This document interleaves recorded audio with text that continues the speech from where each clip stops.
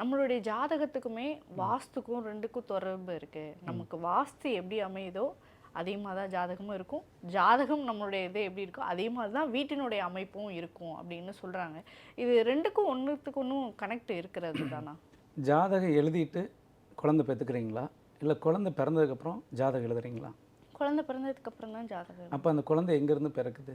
Okay. ஆனா இப்ப நிறைய பேர் நல்ல நேரம் நல்ல நாள்லாம் பார்த்து சிசேரியன் பண்ணிக்கிறாங்க. என்ன பண்ணாலும் ஒரு வீட்டில் இருந்து தானே நீங்கள் குழந்தை அப்படிங்கிறதே உருவாகும்.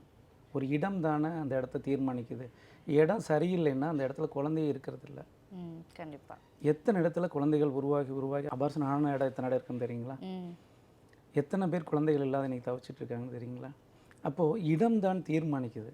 ஃபஸ்ட்டு குழந்தை பிறந்தால் தானே அடுத்து நீங்கள் ஜாதகமே எழுத முடியும். ஓகே, கண்டிப்பாக. அப்போ இதில் எது முன்னாடின்னா என்னையை பொறுத்தளவுக்கு 100% வாஸ்து தான். பிரபஞ்ச சக்தியை மீறி எந்த ஒரு மனிதனாலையும் எந்த ஒரு உயிரினத்தாலையும் இயங்கவே முடியாதுங்க.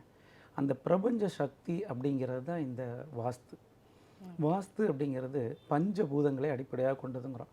இந்த பஞ்சபூதங்களுடைய தத்துவங்கள் என்னங்கிறது பொதுவாக நம்மளுடைய மக்களுக்கு தெரியறதில்ல.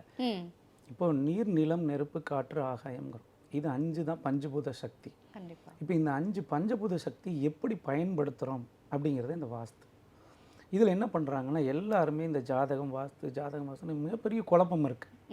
இப்போ நிறைய இடங்களில் பெண்களும் சரி ஆண்களுக்கும் சரி இப்போ சமீப காலமாக இந்த 10 ஆண்டுகளுக்குள்ள நிறைய பெண் குழந்தைகள் திருமணமே வேணாங்கிறாங்க. நிறைய ஆண்கள் வந்து திருமணமே இல்லாமல் 40 வயதை கடந்து திருமணமாகாத இருக்காங்க. அப்போ ஜாதகம் எல்லாத்துக்குமே ஜாதகம் சரியில்லாத பட்சா? ஓகே. அப்போ இது எல்லாத்துக்குமே எல்லாமே வாஸ்து தான் காரணம். 100% வாஸ்து தான் காரணம். கடந்த மாதம் கூட நான் பதிவிட்டிருந்தேன். கடந்த மாதத்தில் 6 திருமணங்கள் நடந்துச்சு.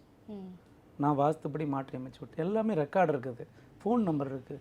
கேட்டால் நான் கொடுக்குறேன், நேரடியாக ஃபோன் பண்ணி கேட்கலாம். ஓகே.